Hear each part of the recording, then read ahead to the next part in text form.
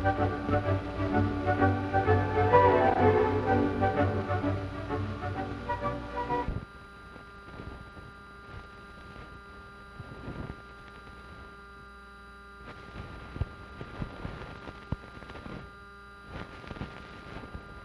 we're going to do, well, maybe we can call it light work, very light work, because we're going to work with light. Now, well, I thought it was funny. Now, way back, before artificial lights were invented, man had his day governed by the sun. He would get up at sunrise and go to sleep at sunset. Man has always tried to improve the length of his day. He's tried to work at night using candles and kerosene lanterns, whale oil, fires, etc. Today we have pretty good lights, and our day and night can almost be interchanged because of these fine lighting systems we have. We have night baseball games, we have lights in our houses that can be put on and off very conveniently, and light plays a very important part in our lives. Now, we should know something about light, because it is so very important to us. One of the things that we will find out about light is that it has to behave or has to do something special before you can really use it. Now, I've got arranged two boxes here. Both of them have holes cut in them. Inside one box, I have a electric light bulb. Inside the other box, I have an object. Now, if we look at the box with the electric light bulb, we'll take a very close look at the bulb. Now, do you see the bulb? You don't see the bulb? Well, maybe it's because we haven't turned it on. How about now? Now, there's the electric light bulb. Why do you see it? Well, the obvious answer is it's turned on. But it's still turned on, and now you don't see it. Let's think. Why do you see it? I think we can come to the conclusion that we see the electric light bulb, this one, because the light from the bulb is traveling out and reaching our eyes. Now, when I turn the bulb off, there is no light to travel from the bulb to reach our eyes. Now, in the second box, I've placed an object. That object, I'll open the box so we get some light in from outside. That object happens to be a drinking cup, paper drinking cup, and I've placed it right inside the box. Now I'm going to close the cover so that the outside light doesn't come in. Now we don't really see anything. Now don't forget, before we had a bulb, and that bulb was self-illuminating, but the Dixie cup, or the drinking cup, is not self-illuminating. I'm going to put on some lights within the box. The lights are on, lights are off, lights are on again. Now we see the bulb. We see the cup. Why do we see the cup? We see the cup because light from the electric light bulbs within the box is striking the cups and bouncing from the cups to our eyes. Now remember that. Light's going from the cup, bouncing to our eyes. Here we have a cup, same idea. We now see the cup. Why do we see it? Well, we see it because light is striking the cup and bouncing off to your eyes. Now, if I block the cup, do you see it anymore? You don't see it because the light, which is still reaching the cup is still out in the light, but the light reaching that cup is bouncing off but cannot reach your eyes because it's being blocked right here by this piece of cardboard. So that in order for us to see an object, light must reach that object and bounce off, reach our eyes. Or the object itself must be capable of giving off light, like an electric light bulb, and that light, again, reaching our eyes. So seeing light is a process by which the light goes from the object, either by the object being illuminated or by light bouncing from the object to our eyes. Now, we know that light goes from the object to the eyes. Now here we have a little corner. Here's a corner. And let's take a peek around the corner. We're looking at the corner from this side. Let's go across the street and look at this side of the corner. Now here we have the corner, and I'm going to put a little object around the corner. What did I put around the corner? Do you know? I have the object there. Let's go back across the street and see what object is around the corner. You see that it's a car, a little model car. But we could not see the car from this side of the street. We can only see it from this side of the street. The reason that we did not see the car is that the light, and I'll use the ruler to represent the light bouncing from the car. The light coming from this car is going out this way, this way, this way, this way, in all ways, except when it gets to this point, the light is blocked off by the wall, just the way the light was blocked off by the piece of cardboard. So the light is being blocked off by this wall. And the light from the car does not go directly to your eye, which would have to go this way. The wall itself is in the way.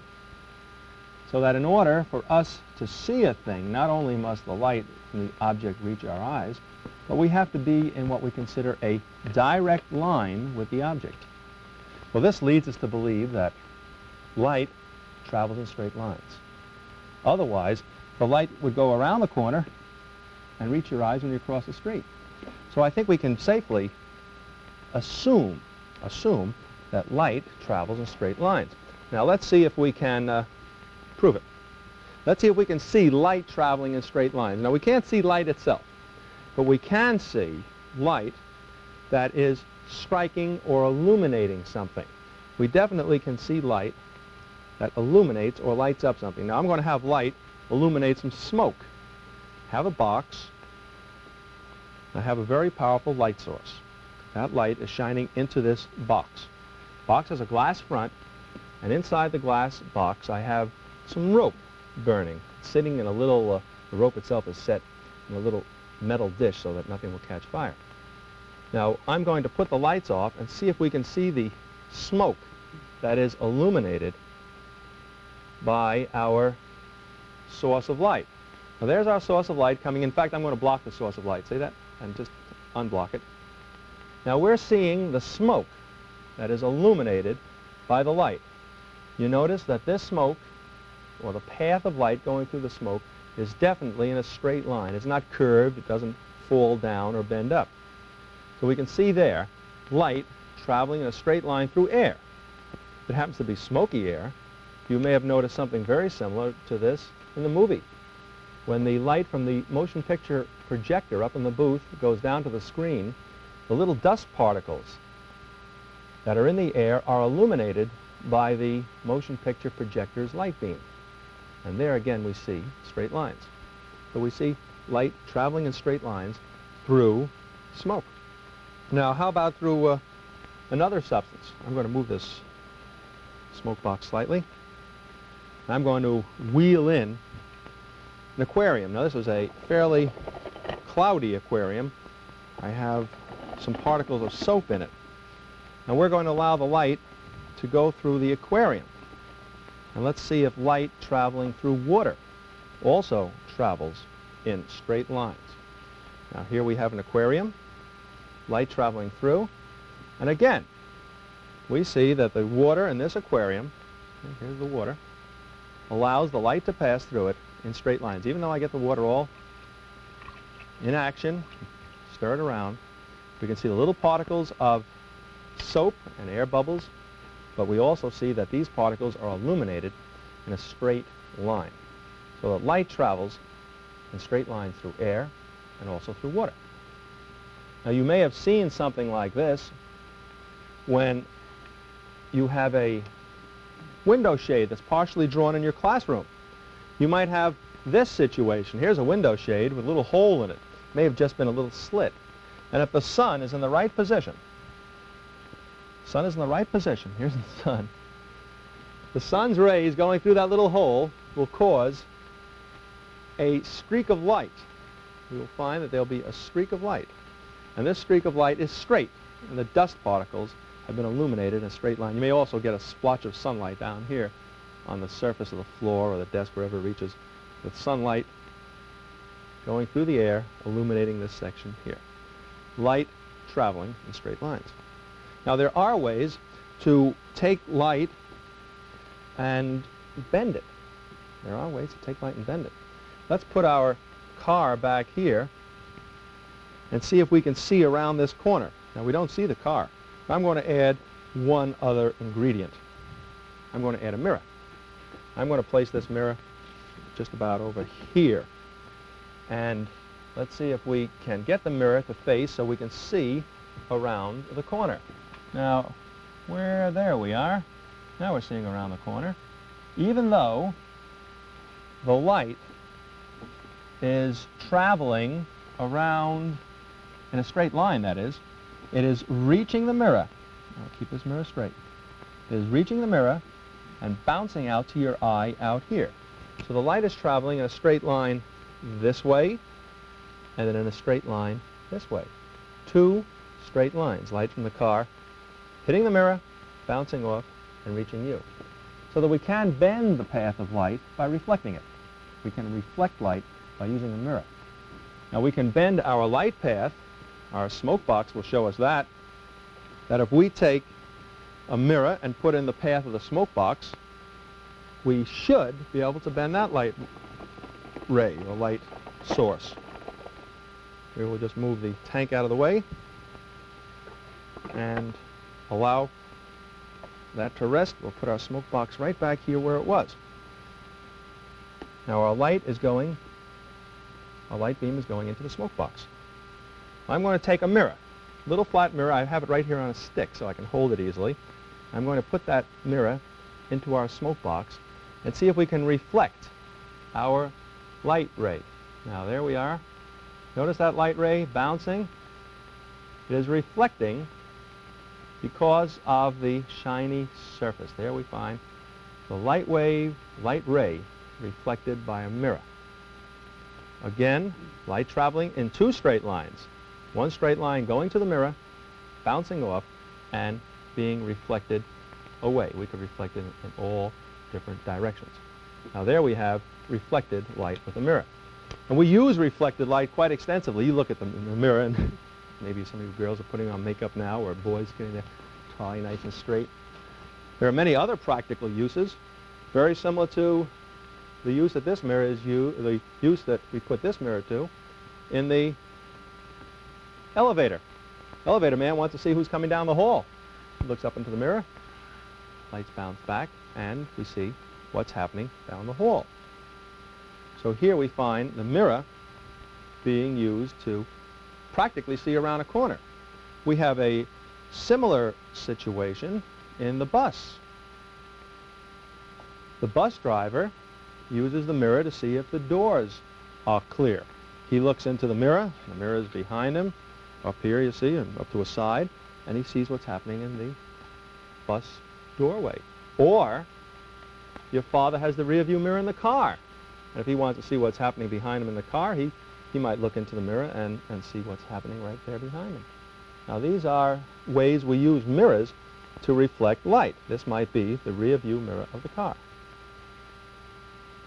Food stores use mirrors to find out if their customers are passing through the aisles evenly, if people need help. It's big mirrors in various kinds of stores.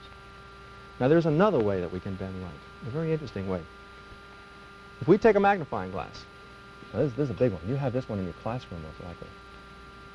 If we take a magnifying glass like this one, I'm going to take it apart to show you the glass itself. This is the type of magnifying glass that is thicker in the center. Now if we take a magnifying glass like this, one that is thicker in the center, nice and thick in the center, and hold it in the path of a light beam, or in the path of light, we'll get interesting results. Now I've used a small magnifying glass instead of the large one because I want to allow this to go into my smoke box. The other one might be just too big to fit into the smoke box.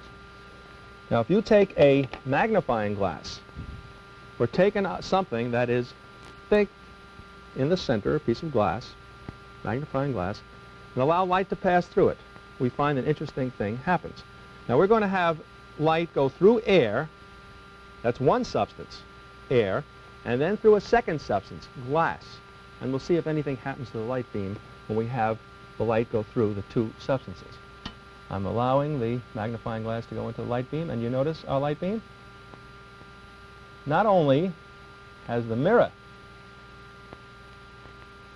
bent our light beam, but our magnifying glass is now bending our light beam. So we see a light beam can be bent by reflecting it with a mirror. A light beam can be bent by reflecting it with a mirror, or by allowing it to go through two different substances, through air, transparent air, and then through glass. So we have mirrors bending light beams and magnifying glasses bending light beams. Now let's think of the three things that we saw along the line about light. One of them is that light must come from an object to reach your eye. If the object gives off light, or if the object is illuminated by the light, that light must go from the object to your eye. Now, I can see you. Well, if you were standing right there in front of me, I could. You can see me. But if you put your hands in front of your eyes, it's just for a moment, not for too long, cover our eyes. Now, you don't see me because the light beam from my picture is not reaching your eye. So this is the first thing that we must know, that light must go from an object to your eye to be seen. Now, the two other things that we saw today are listed on our understandings. And if we look at the understandings very closely, we see that light travels in straight lines through a substance. Now, it's through a single substance. Through one single substance, light travels in straight lines. We saw that with the water, which had soap in it. We saw that with the smoke box. Also, we can change the path of light in various ways. We can change the path of light in various ways. We did the changing with a mirror, and we did the changing with a lens. So there we see two ways that we can change the path of light. And that leads us to our third thing. Our third thing is something that you can do right in your classroom. Why don't you see if you can find as many objects or substances within your classroom that can change the path of light. Look around and see how many mirrors there are in your classroom, and also how many lenses there are in your classroom. You might find that there are more mirrors and lenses around than you really imagined at first. Do that. And again, next week we'll continue with another light subject and more working with science. Bye.